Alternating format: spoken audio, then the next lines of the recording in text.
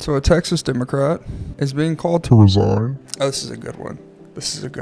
And he's not going to resign. But he called Tim Scott, the Republican from South Carolina, the African-American senator from South Carolina, he called him an Oreo. An Oreo. I really like Oreos.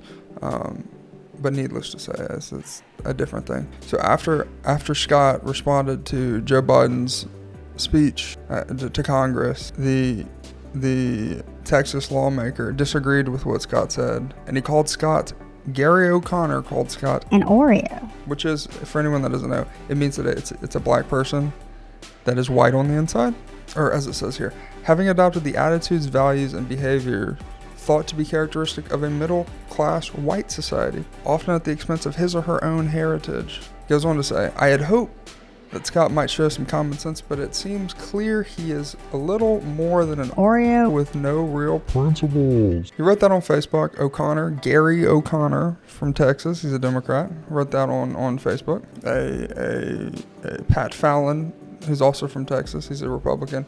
He called these statements unforgivable. I would have, how can you, it can't be a double standard here. If this was the other way around, they would be getting canceled. They would have to resign.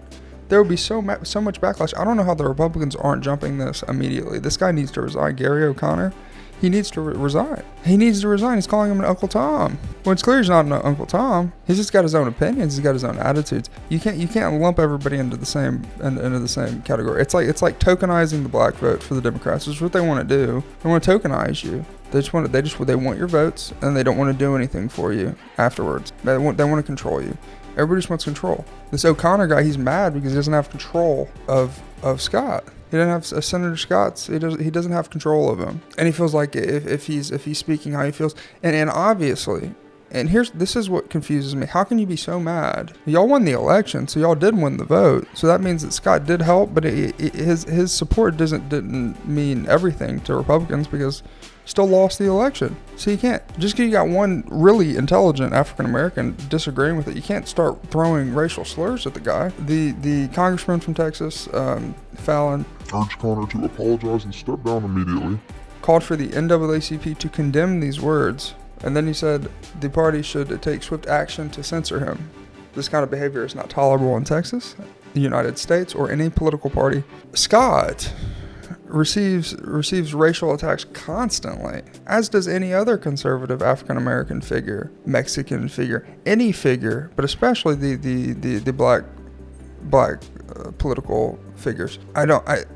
This man should not receive this sort of attitude. White people in the Democratic Party don't receive any sort of attitude like this. Why do black people that are conservatives have to receive this sort of treatment? What the hell does it matter what he looks like if he believes other things? What does it matter? Why do you have to be a Democrat if you're black? Why do you have to be liberal if you're black? Why, if you're an old white man, do you have to be a conservative?